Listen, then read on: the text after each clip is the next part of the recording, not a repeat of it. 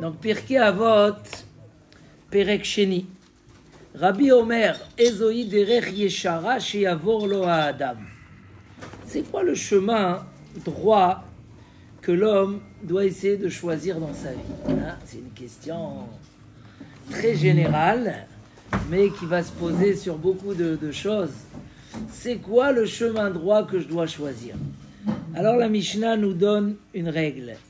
Kol shehi tiferet le'osea vetiferet lo mina adam.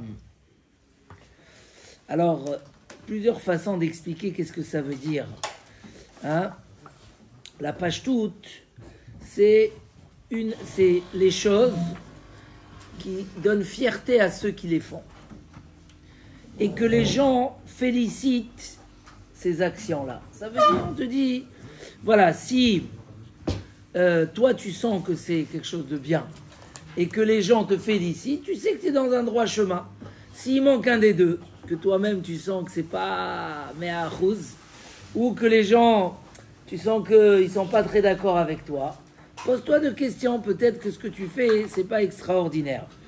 Mais Rabbeinu Yona, il explique un petit peu, hein, Tif eret le'osea, il dit, quand un homme il fait les mitzvot, alors Akadosh Baruch Hu est loué par ses mitzvot.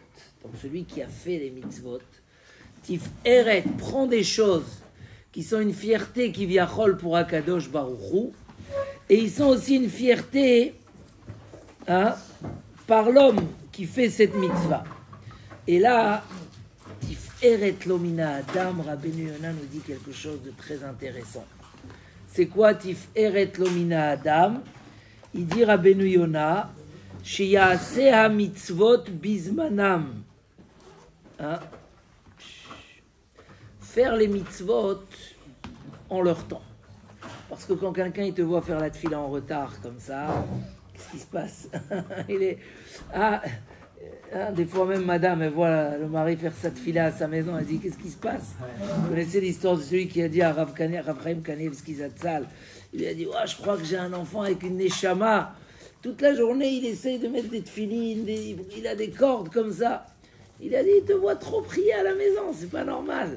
Donc, il dit, la Gemara dit, Kol haose mitzvah kema amara, tout celui qui fait une mitzvah comme elle est dit. Ça veut dire, attends, avec tous ces critères, même un xardine de 70 ans négatif s'annule contre lui. Donc, il y a cette notion-là de davar beito matov. Il dit, quand on fait quelque chose, matov, à part ça, il y a la beauté de la mitzvah. C'est quoi la beauté de la mitzvah? Itna'e lefanav be mitzvot. Tu dois t'embellir dans les mitzvot. Faire tzitzit nae, tfilin nae, ruach. Donc tout ça, c'est des choses qui donnent une fierté à la personne. Quand un homme il offre un Sefer Torah et les lignes sont écrites comme les vagues de la mer, c'est pas tellement de la fierté. Mais quand on offre un beau Sefer Torah, quand on achète les plus belles tfilines, quand on achète le plus beau loulav, ça c'est tif eretlo, ça c'est une fierté.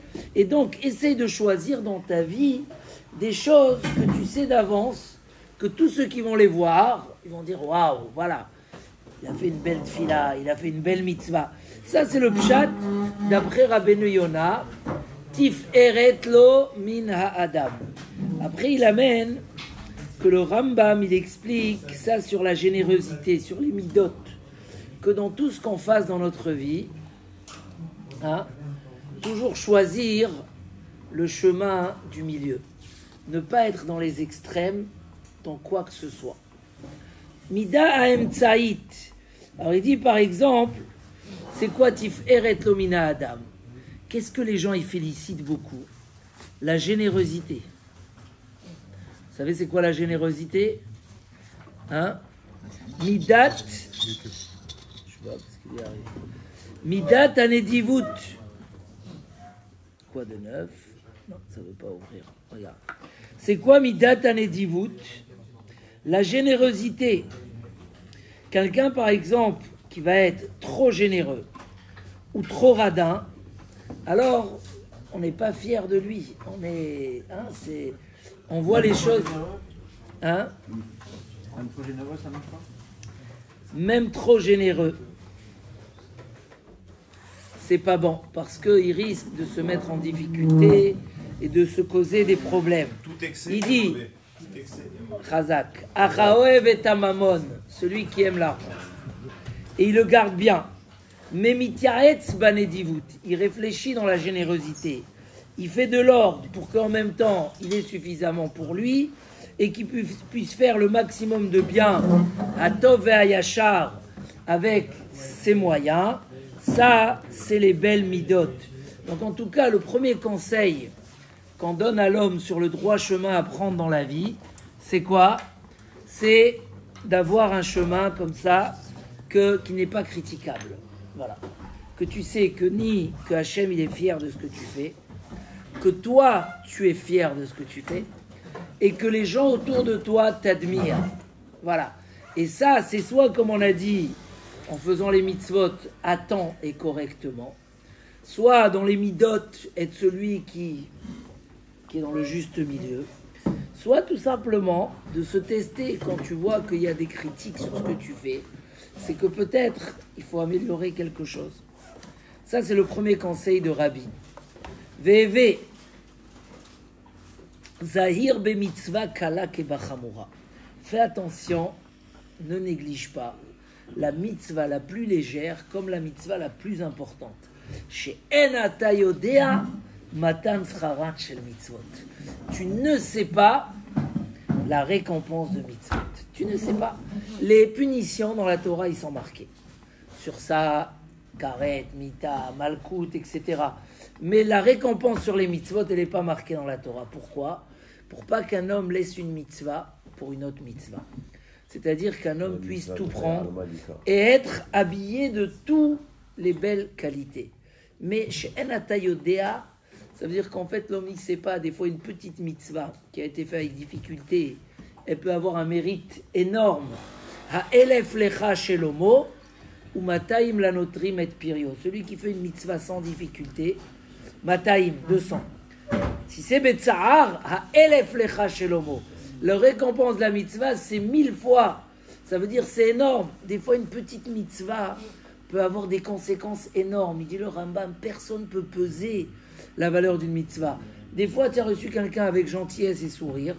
Il a aimé le Beth Knesset, il a commencé à étudier, il a fait teshuva. Par un petit geste, tu as fait quelque chose d'énorme. Énorme. Tu as sauvé une vie. Ma vache. Donc, il dit, c'est pour ça, une petite mitzvah, c'est marqué dessus, Ve'arachta yamim. Qu'est-ce que tu as fait? Tu as rencontré des oiseaux, tu as envoyé la mer, tu as pris une petite mitzvah, Ve'arachta yamim.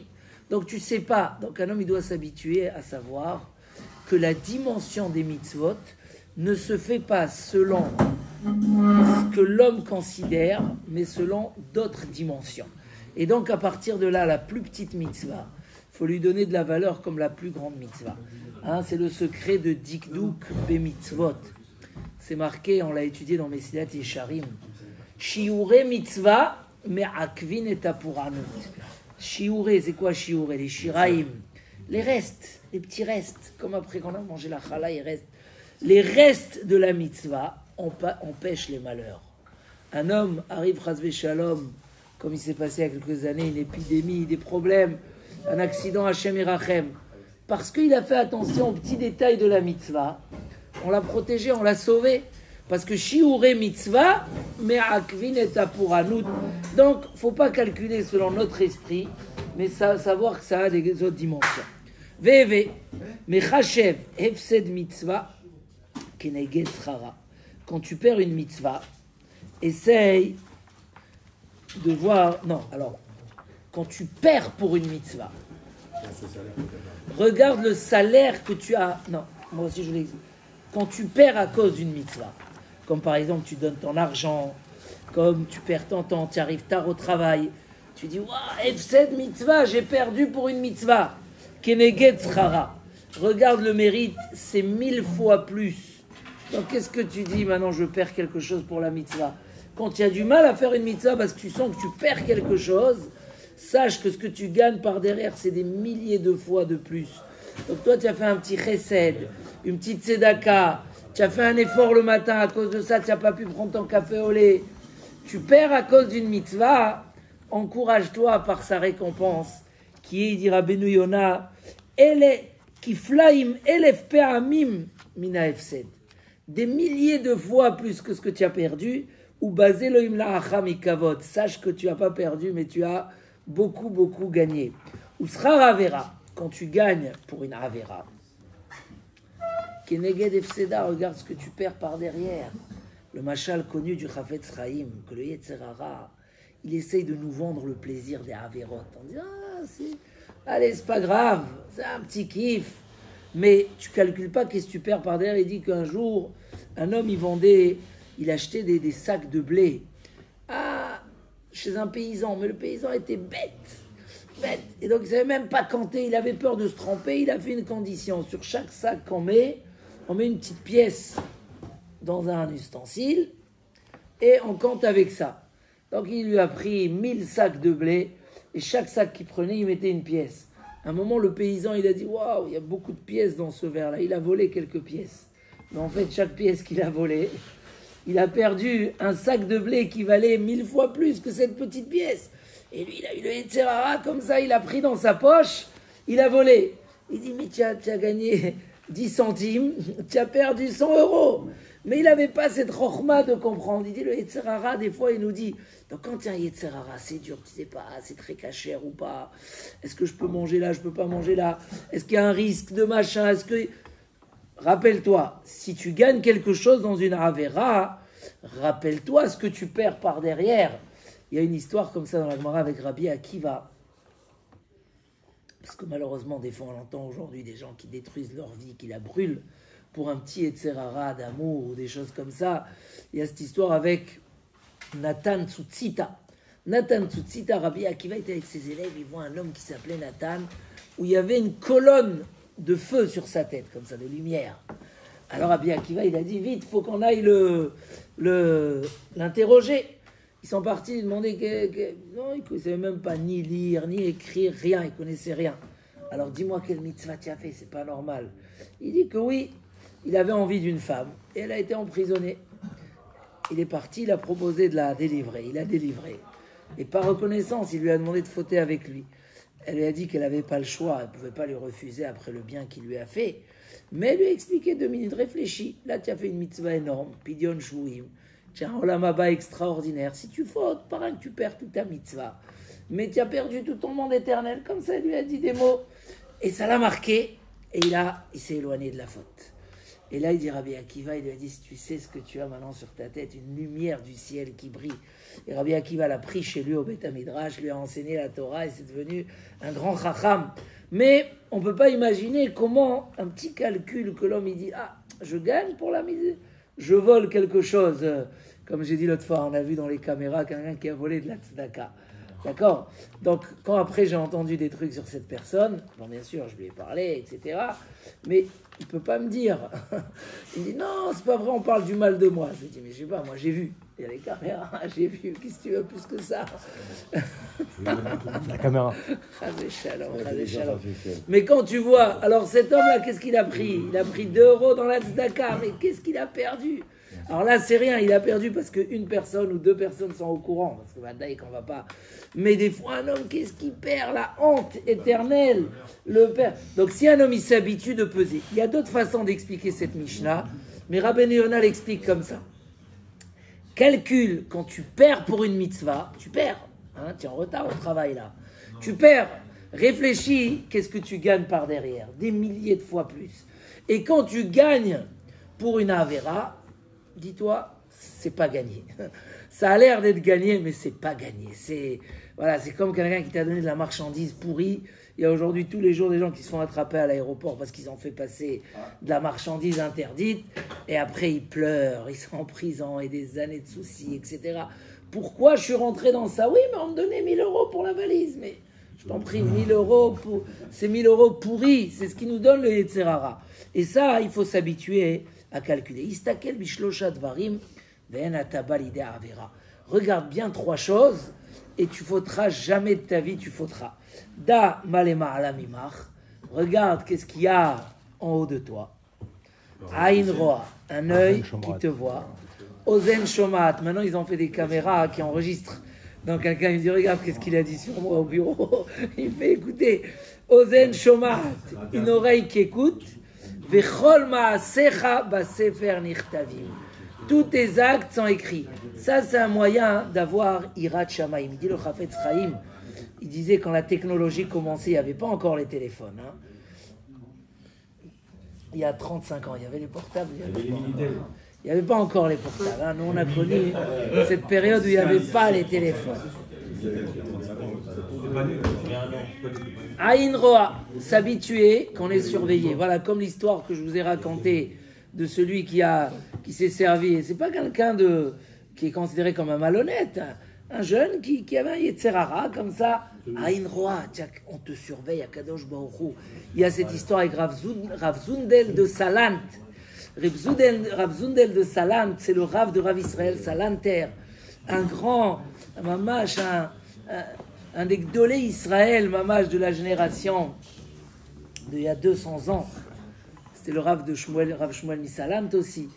Quand un jour, un cocher l'a amené d'une ville à une autre, et au milieu de la route, il s'est arrêté pour se servir des fruits d'un champ. Et le Rav, il voit, il ne peut pas supporter. Il dit, mais comment on peut aller voler? C'est pas à toi. Et le Rav, il a commencé à crier, Rohim, Rohim, Rohim, on est en train de te voir. Le pauvre, il a tout jeté, il est vite monté sur la charrette, il a eu peur qu'on l'attrape. Et quand il se retourne, il dit, mais il n'y a personne. Il dit, oh Rav, tu t'es moqué de moi? Il dit, non, Akadosh Baruch Hu, il te regarde. Si c'était un homme qui te regardait, tu n'avais pas peur. Pour le Rav, c'était Mamash Rohim, on est en train de te voir. Ozen Shomat. Ah, une fois, quelqu'un il m'a fait un piège. J'étais en train de faire le shalom entre deux personnes. Il a dit, je vais aller aux toilettes. Et il a laissé son téléphone avec la machin en cuir dessus. Donc, le téléphone, tu vas dire, téléphone, vous savez, ceux qui ont des pochettes, des portefeuilles. Et il avait le AirPod. Et l'autre, il m'a dit, chut, attention, parce que, en fait, il voulait écouter. Je pense comme qui. Et vraiment, quand j'ai vu ça, ça m'a bouleversé. Parce que des fois, tu peux dire à un, écoute, pardonne-lui, il est nerveux, ou c'est pas méchant, tu dis juste que bon, allez. Mais même ça, tu peux pas dire, parce que on t'écoute. Aujourd'hui, on dit que... Et combien de fois des gens, ils se sont fait enregistrer, attraper, et la honte. Pourquoi? Parce que... Donc, il faut savoir que Akadosh Baruch Hu, il nous écoute. Faut pas être tenté par le Yetzerara de dire ah personne te voit. Non, c'est Vechol Ma'asecha Basefer Nichtavim. Tout ce que l'homme y fait est écrit dans un livre. C'est marqué dans le Midrash que Eliyahu Hanavi, il écrit tout ce qu'on fait et Hachem il signe. Il y a plusieurs Midrashim là-dessus qui disent regarde, Shlomo HaMelech, s'il savait qu'on allait écrire sur lui que ses femmes lui ont penché un peu le cœur à la fin de sa vie, il aurait préféré être un éboueur, laisser la royauté, mais qu'on n'écrit pas sur ça. Si Boaz, il savait qu'on allait écrire qu'il a donné à Ruth des petites graines de blé, alors il lui aurait donné 1000 fois plus.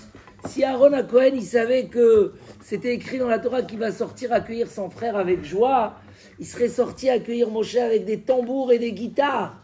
Parce que si un homme, il savait combien... Nos actes ont une importance et une dimension, et c'est le Emet la Amita. Chaque détail que l'homme y fait, chaque mitzvah, ça a une dimension énorme. Or, l'homme, il n'aurait pas fait n'importe quoi. Il aurait dit, j'ai honte de Hachem. C'est ça, la Hirat Aromemut. Mais en sachant que chaque Maasé est écrit et récompensé, alors bien sûr que ça donne de la valeur à nos actions. Rabban Gamliel, Beno Shel Rabbi Yossi, Rabbi Danassi Omer, Yafat Talmud Torah im derech eretz. C'est bien quand un homme étudie la Torah et il va travailler en même temps. Hein, le partage, ça veut dire il étudie, aussi il va travailler. Ou l'inverse. Il travaille et aussi il étudie. Bon, Yafat Talmud Torah im derech eretz. Quand l'homme il a travail et étude, c'est très bien. Pourquoi? Sheigiat shnehem meshakachat avon. Quand un homme est occupé dans les deux, alors il ne faute pas. Le travail, ça occupe l'esprit. La Torah, ça lui met de la Kedusha. Le mix des deux, c'est très bien. Chez Igiat Shneem, parce que quelqu'un qui étudie, mais qui perd son temps et qui n'est pas... Alors, la liberté, le temps libre, Voilà, quelqu'un que juste il travaille, mais il met pas de la Kedusha. Alors ça suffit pas, c'est vrai que ça l'occupe, mais quand il va se libérer. Mais Igia Chnehem, Meshaka Chatavon. Quand un homme il a le labeur dans les deux choses, ça fait oublier la faute. La faute est beaucoup entraînée par la liberté, les temps libres, le vide, la recherche des plaisirs. Ça active la recherche de la faute. Donc quand un homme il est occupé dans le travail et en même temps il étudie la Torah, ça Vechol Torah she'en ima melacha. Même quelqu'un qui fait que étudier la Torah, mais il ne travaille pas avec, Sofa betela, il risque d'arrêter d'étudier, Vegoreret avon, et ça entraîne la faute. Alors le Gaon de Vilna, il dit déjà qu'on a une marloquette dans les Mishnayot, où on a ceux qui disent il ne faut pas que étudier, il faut aussi aller travailler, ou d'autres Mishnayot qui nous disent non, étudie la Torah et Hachem il va te nourrir. Hein, celui qui est Mekabel Ol Torah, on lui enlève Ol Malchut vers Ol Derech Eretz. En fait, il dit que c'est la marloquette de Rabbi Shimon Bar Yochai et Rabbi Ishmael, donc Mara Brachot. Est-ce que quelqu'un peut étudier la Torah toute la journée et Hachem va le nourrir? C'est ce que pense Rabbi Shimon Bar Yochai. Et ou non, il faut travailler aussi parce que sinon tu auras besoin de l'aumône et tu vas t'éloigner de la Torah. Et ça, c'est l'avis de Rabbi Ishmael.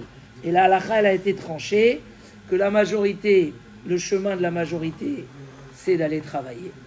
Hein, et ne pas dire voilà. Le chemin d'aller travailler et le chemin de la minorité, ceux qui sont capables. L'élite.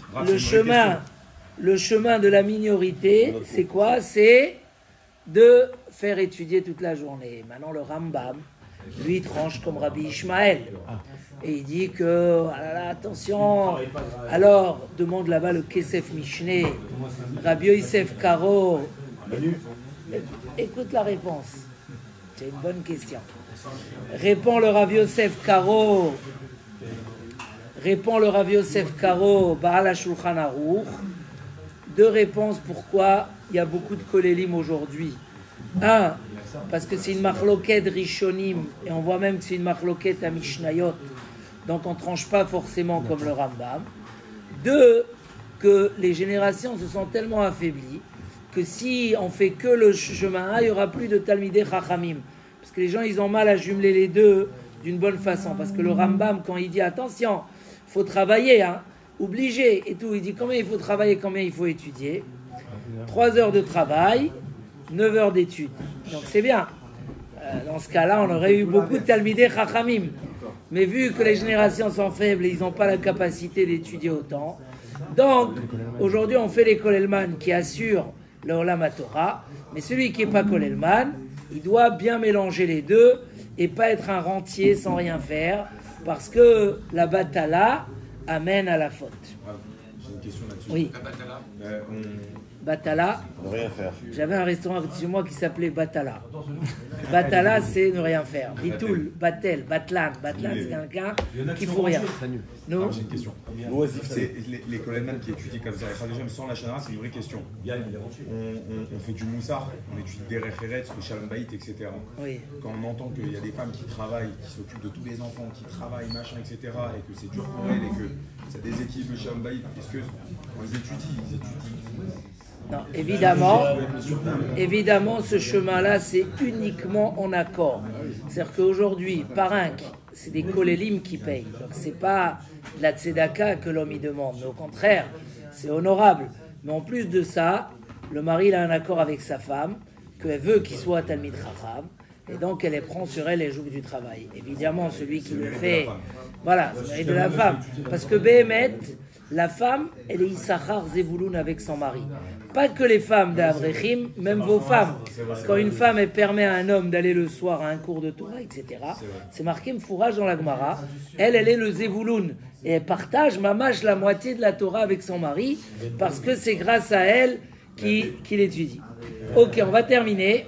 Vechol ha'amelim ima tzibur, iyu ha'amelim imahem leshem shamayim. Voilà, ça c'est bien, surtout pour les gens qui travaillent. Tous ceux qui ont du labeur avec le tzibour, avec le klal Israël. C'est tous ceux qui se donnent pour le kahal, comment on appelle le kahal en français? Communauté. La communauté. Il y a une chose que pas tout le monde savent sans secret, se donner pour la communauté, faire des choses pour la communauté. En général, celui qui fait pour la communauté, il est honoré. Et nous, la Mishnah lui dit, ne cherche pas les honneurs. Parce que chez Zchut Avotam Mesayaratan, d'abord, dès que tu fais quelque chose pour le public, il y a le Zchut Avot, le Zchut du Tzibour, Avraham, Yitzhak, Yaakov, tous les tzadikim, les parents de cette communauté t'aident à réussir ce que tu fais pour les autres. Et en plus, Tzidkatam Omedet Lahad, le mérite, c'est un mérite éternel. Et toi, malgré que tu n'as rien fait, parce que c'était que le Zchut Avot, Ma'ale ani alechem, Sachar Arbe, je vous donne beaucoup de mérite, Keilu Asitem, comme si c'est vous qui l'avez fait. Quand ce Shabbat, le Rav, il a parlé des communautés qui vieillissent et qu'il n'y a plus personne, etc. Beaucoup de fois, ça dépend d'une personne.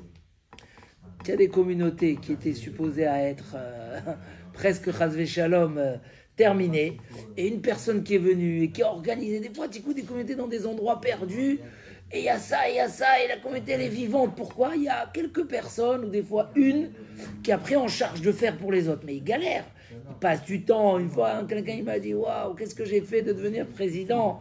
Et après, sa femme elle était à côté, elle a dit mais ça lui prend la tête et tout. Mais grâce à ça, tellement de choses se font, etc. Donc des fois, on se dit Maliv et la tsara azot. Qu'est-ce que j'ai maintenant je suis dans une communauté, je viens prier comme un fidèle. Pourquoi je vais rentrer? Je vais dire allez, je vais donner un coup de main pour ça, et je vais essayer de faire ça, et on peut organiser ça, etc. Je vois par exemple ici à Samandé, hier soir, j'arrive, il y avait le cours des femmes. J'ai oublié Bichlal, le cours des femmes. Même pour Arvid, ils ont dû monter au premier étage. Mais c'est une personne qui s'occupe de ça. Des années, alors que même si nous on oublie. Donc des fois on voit qu'une personne peut faire des choses extraordinaires. Alors c'est dur, on lui dit ne t'inquiète pas. D'abord, tu auras la bracha du ciel parce que tu as le zchut avot du kahal. Deuxièmement, ta tzedaka, tes mitzvot que tu fais, c'est éternel. Parce que combien de gens étudient grâce à toi, combien de gens ont trouvé du confort à la synagogue, peut-être que quand ils sont venus, ça les a attirés grâce à toi, ils sont restés, etc. Mais en plus de ça, même ce que tu as fait, qui s'est fait tout seul, je le considère à ton compte. Ve'atem ma'ale ani alechem sachar arbe keilo asitem, comme si tu as fait.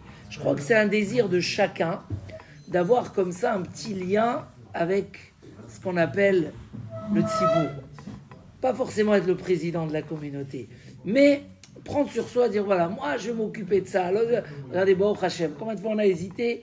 Est-ce qu'on laisse les capsules de café? Dans la majorité des synagogues ou des yeshivot, il n'y a pas. Il y a du café, à la limite, s'il y a du café.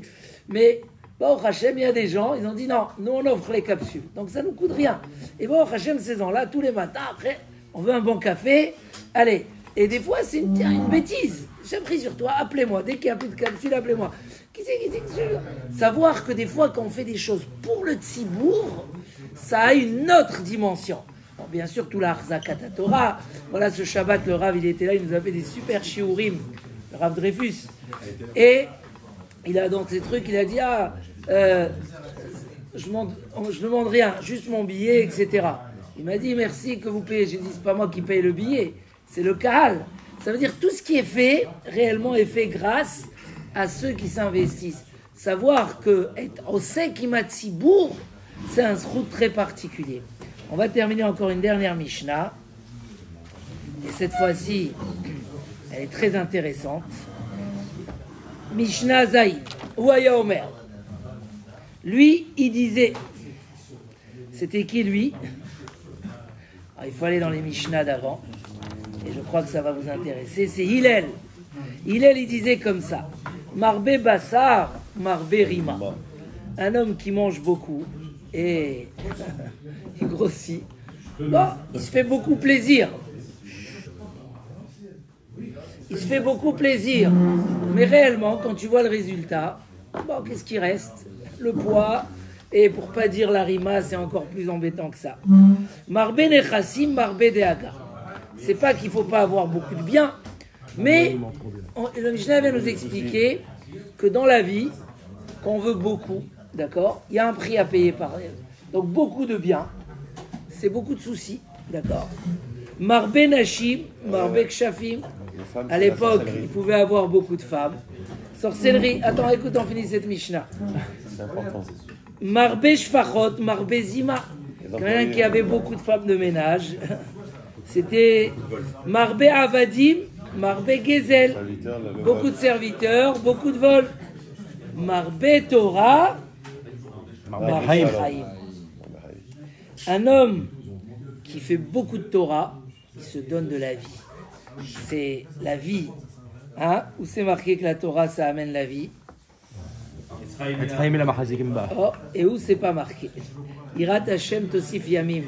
Marbe Yeshiva, quelqu'un qui s'assoit beaucoup, qui prend du temps. Marbe Chochma, ça multiplie sa sagesse. Marbe Etza, quelqu'un qui demande beaucoup de conseils, qui écoute du Chizouk. Marbe Tvuna, ça devient un homme. C'est quoi Tvuna? Intelligent. La pointue, hein? Quelqu'un qui comprend, il arrive à rentrer dans les finesses. Marbe Tzedaka, quelqu'un qui fait beaucoup de Tzedaka.